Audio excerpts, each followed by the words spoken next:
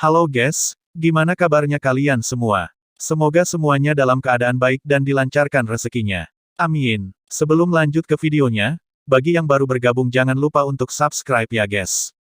Dan jika kalian suka dengan video ini, tidak ada salahnya untuk like dan share video ini ke teman-teman kalian.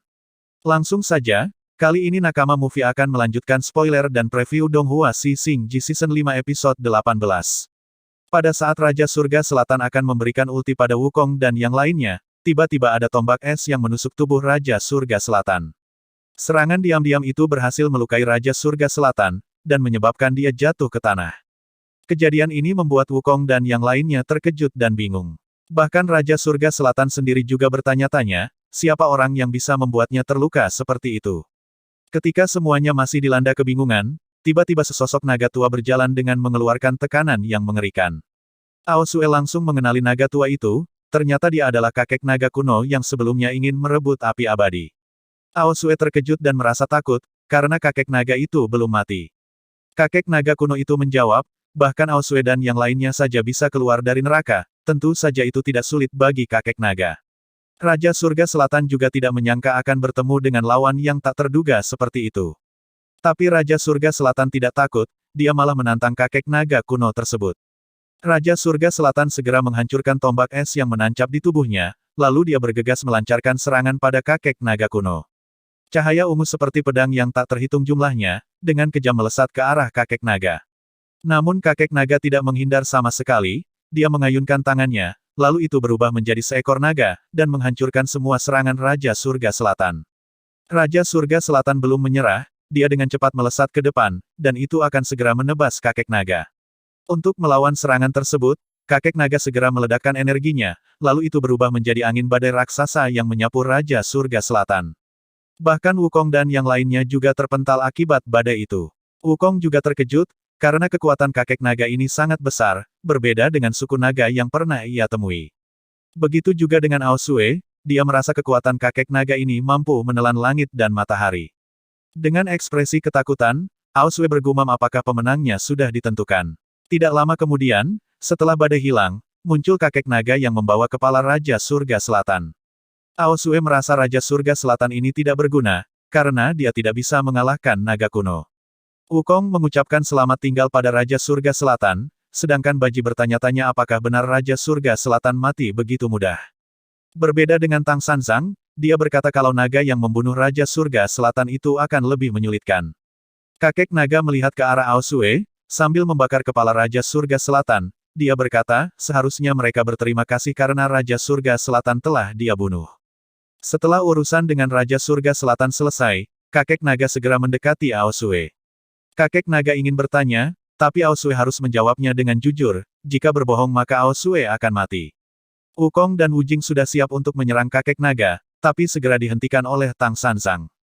Sang guru menyinggung tentang sopan santun kepada murid-muridnya itu, pasalnya kakek naga hanya ingin bertanya kepada Ao Sue, jadi untuk apa bertarung.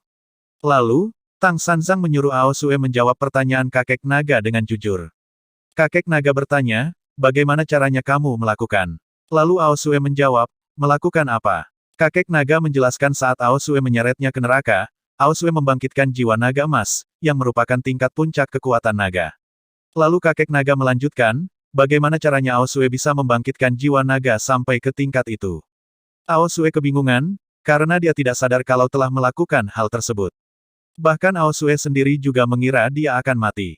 Kakek naga tertawa sambil berkata, ternyata Ao Sue hanya melakukannya secara kebetulan, tapi kenapa harus Ao Sue? Kakek naga memperingati Ao Sue, meskipun Ao Sue memiliki jiwa naga emas, itu masih sangat mudah bagi kakek naga jika ingin membunuh mereka semua. Tapi kakek naga tidak akan melakukannya sekarang ini, karena dia tertarik dengan bakat terpendam Ao Sue. Kakek naga kuno itu juga menyuruh Ao Sue untuk berlatih lebih keras lagi, lalu tunjukkan kekuatan jiwa naga emas itu sekali lagi kepadanya.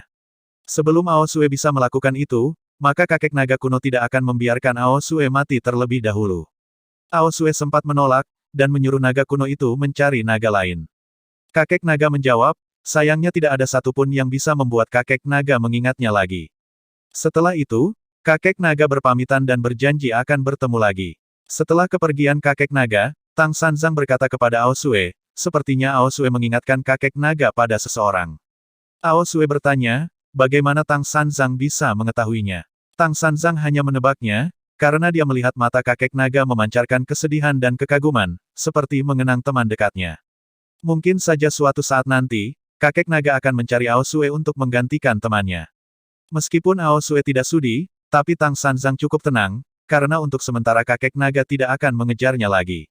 Di sisi lain, Sun Wukong menghampiri Xiao Yu, lalu mengucapkan terima kasih. Xiao Yu bingung, lalu dia bertanya terima kasih untuk apa. Wukong menjelaskan, saat di jembatan di alam baka, ada sebuah api yang menuntunnya ke jalan yang benar. Jika tidak ada api tersebut, maka Wukong akan menjalani reinkarnasi seperti manusia biasa, meskipun Wukong memiliki kekuatan super. Sambil memegang dagunya, Xiao Yu berkata kalau dia tidak mengetahui hal itu.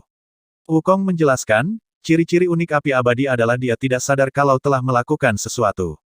Lalu Wukong bersumpah akan melindungi api abadi, selama perjalanan kembali ke barat.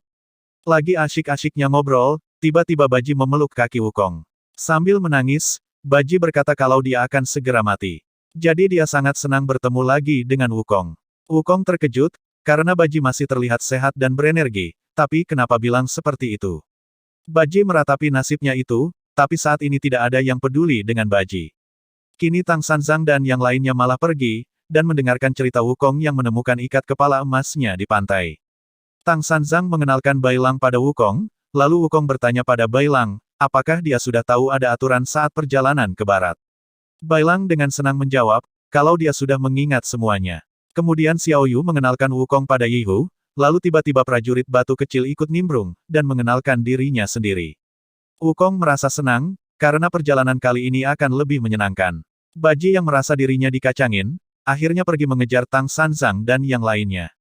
Lantas bagaimana cerita selanjutnya? Mari tunggu setelah Donghua-nya rilis Rabu depan, jam 9 di Tencent Video.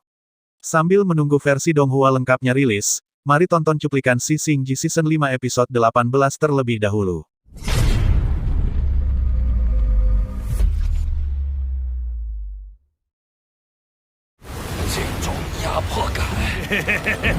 真是意料之外的对手。古龙，不过不该如此轻视本天王。去死吧！增长天王失望，竟然这么轻易就被他干掉了。等等，大家文明一点，打什么打？